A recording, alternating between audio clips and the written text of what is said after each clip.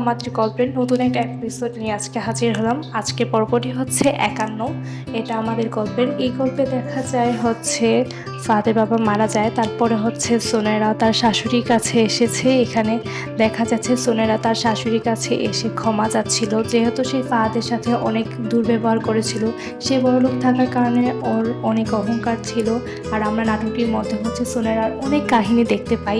সোনেরার ক্যারেক্টারটা অনেক ফোকাস করা হয়। সোনেরার কারণে হচ্ছে এই নাটকটা ফাহাদের যে কাহিনীটা হয়, সোনেরার কারণে হচ্ছে ফাহাদ হচ্ছে বিক্রি করে দেয় জায়গাটি, যেই জায়গাটি হচ্ছে সোনেরা বিজনেসের কাজে সে দিয়েছিল, সে লস খেয়েছিল, যে কারণে ফাহাদ জায়গাটা বিক্রি করতে হয়। তার বাবার জায়গা বিক্রি করার পর হচ্ছে সোনেরা টাকা সে ফিরিয়ে দেয় ফাহাদ। আর সেই ভুলটা হচ্ছে সোনেরা বুঝতে পেরে হচ্ছে সোনেরা তার শাশুড়ির কাছে ক্ষমা চাচ্ছিল, যে সব দোষটা হচ্ছে তার কারণে। সে ভাবছিল যে তার কারণে এত কিছু হয়েছে, তার কারণে এই বাড়িটা বিক্রি হয়, আর তার জন্যই হচ্ছে তার শ্বশুর মারা যায়। আর এই পর্বে আমরা হচ্ছে এই কাহিনীটাই দেখছিলাম। এটাই আসলে এপিসোড ছিল না, এটা মেগা পর্বের আগের এপিসোডটা। এরপরেও আমরা হচ্ছে খুব শীঘ্রই, ওরা যদি শেয়ার করে খুব শীঘ্রই আমিও শেয়ার করব এটা নেক্সট এপিসোড মেগা, মানে লাস্ট এপিসোডটি। আর এইটাতে হচ্ছে আমরা খুবই মেগা এপিসোডটা বড় হবে, আর আমরা 1 ঘন্টার পর্ব হবে। আর এই পর্বে হচ্ছে দেখা যাচ্ছিল সোনেরা কান্নাকাটি করছিল,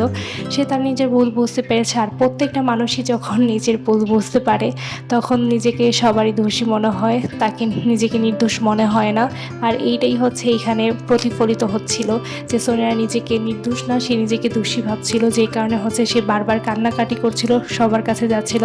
আর এই দিকে দেখা যায় তার ফুপু আর রফিক, তারা হচ্ছে কথা বলছিল নিজেদের ব্যাপার না, তারা হচ্ছে সবাই পারিবারিক ব্যাপার নিয়ে সবাই খুব দুশ্চিন্তায় ছিল, যেহেতু একজন মারা গিয়েছে। আর এদিকে ফাহাদ তার বাবা কথা ভাবছিল, তার বাবা মনে এখানে শুয়ে আছে, সে কল্পনায় তার বাবাকে দেখছিল, ব্যাপারটা আসলে না। আর এই এমন সময় সামির আর হচ্ছে ও যখন কথা বলছিল, এমন সময় সোনেরা আসলে নিজের ভুলটা সবার কাছে ক্ষমা চাচ্ছিল, যেহেতু সে ভুল করেছে, তার ভুলের কারণেই আজকে হচ্ছে ফাহাদ জায়গাটা বিক্রি করতে বাধ্য হয়েছে। সেই কারণে সোনেরা সবার কাছে যেমন খারাপ ব্যবহার করেছিল সবার সাথে, ঠিক তেমনই সবার সাথে এখন মিশে থাকার চেষ্টা করছে। এই এপিসোডে আমরা দেখতে পাই সোনেরার এই কাহিনীটি। সোনেরা সবার সাথে হাসি মাখা মুখ নিয়ে সব এই পরিবারে আবার সে ফিরে আসতে চায়, সবার সাথে মিলেমিশে থাকতে চায় সোনেরা, যে কারণে সবার কাছে হচ্ছে সে মাপ চাচ্ছিল সোনেরা। আর এখানে দেখা যায় সামির তারা খুব হাসি মুখে তাকে ক্ষমা করে দেয়, আর কেয়া পাইলে হচ্ছে খুব হাসি মুখে তাকে ক্ষমা করে দেয় মেহরিন। এই নাটকে হচ্ছে ওর নাম মেহরিন, কেয়া পাইলের নাম।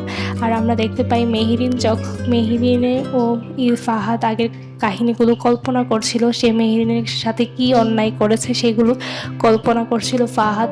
আর সে পস্তাচ্ছিল যে আমার মেহরিনের সাথে এমন করা উচিত হয়নি।